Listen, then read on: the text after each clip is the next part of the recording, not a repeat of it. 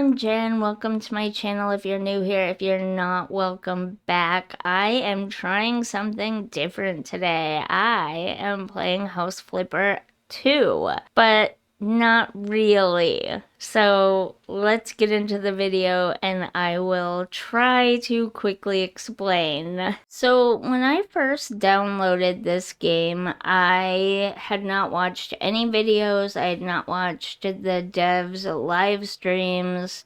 I had not watched any other YouTubers videos, nothing. I watched nothing. I knew nothing. Other than that, it was an updated version of House Flipper where you could actually build houses and change structures and all that kind of stuff. And that was the extent of my knowledge, and that it was supposed to originally have multiplayer mode, but they took it away or something. I don't know. But that was the extent of my knowledge. And when I downloaded it and hit play, I saw that there was a sandbox mode. And I'm like, why not start there? Because I'm dumb. Don't start the game in sandbox mode. If you've never played House Flipper, if you haven't played it recently, the controls are not intuitive. The categorizing of things sometimes is not at all intuitive. It's really, really confusing and frustrating, to say the least. So don't start the game up as a fresh, brand new, casual player and expect to be able to go into sandbox mode and figure it out, because you will not be able to do it without then leaving the game and go and looking up a ton of YouTube videos on how to do sandbox mode. And, honestly, those videos are not always going to be super helpful either. It took me a few different videos, and then someone, I think, how did I figure it out? I don't even remember, but the first thing that I couldn't figure out how to do was get to doors and windows. I wasn't even worried about furniture at the time. I just wanted some doors and windows so I knew how tall to make the walls, and I could not find them anywhere. And I didn't know that you had to press tab to get into the store where the doors and windows and stuff are at. That's how you do that. That's also where the furniture is at as well. So, yeah, nothing about the UI is really super intuitive or where things are located at. And in sandbox mode, well, even in story mode, there are certain things that don't have tool tips. Like, I remember watching a video where the person kind of laughed, like they were like, duh, everything has tool tips on it. It'll tell you exactly how to play the game. You shouldn't have any problems. It's super easy. But no, not everything has tool tips on it.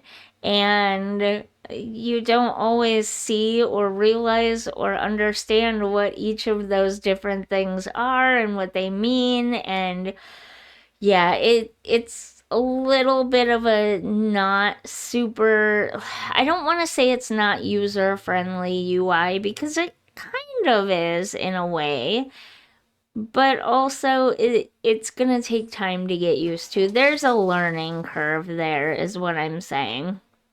So that would be my first complaint. My second complaint is this is a Polish game, which I love. I loved the original. It was very European, and I was very grateful for that. But this one is supposed to be set in America, and it doesn't, to me, it doesn't feel that way.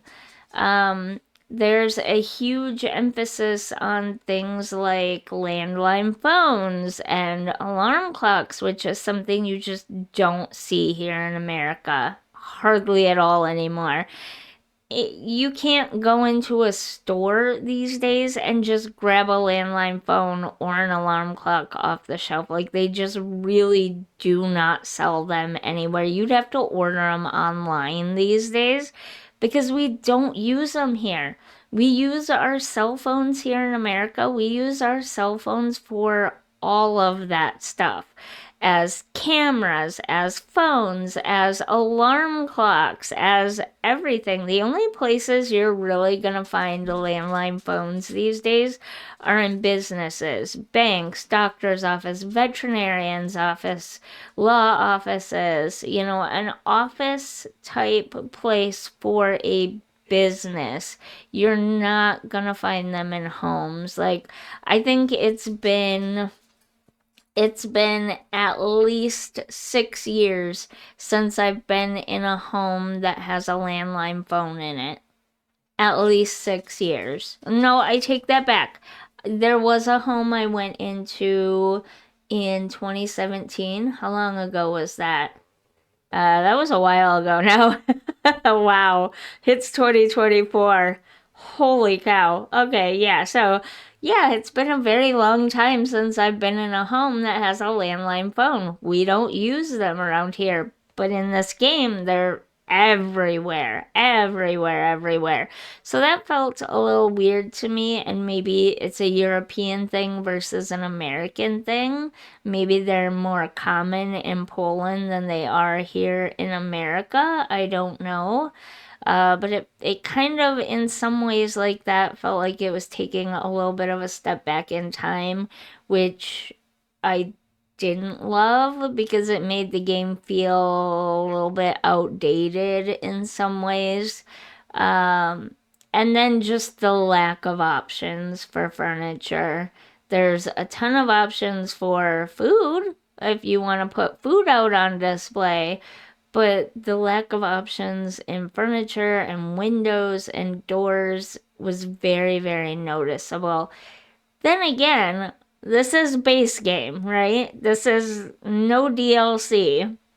So, and the original House Flipper was even more limited base game without any DLC. So, like, it is an improvement. I guess as a builder and decorator, I just always want more and it always feels so limited.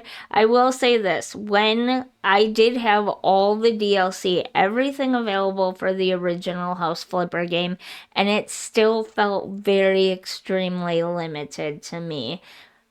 Hopefully this one expands on that a little bit more than the original did, and excuse me, and it won't be so limited.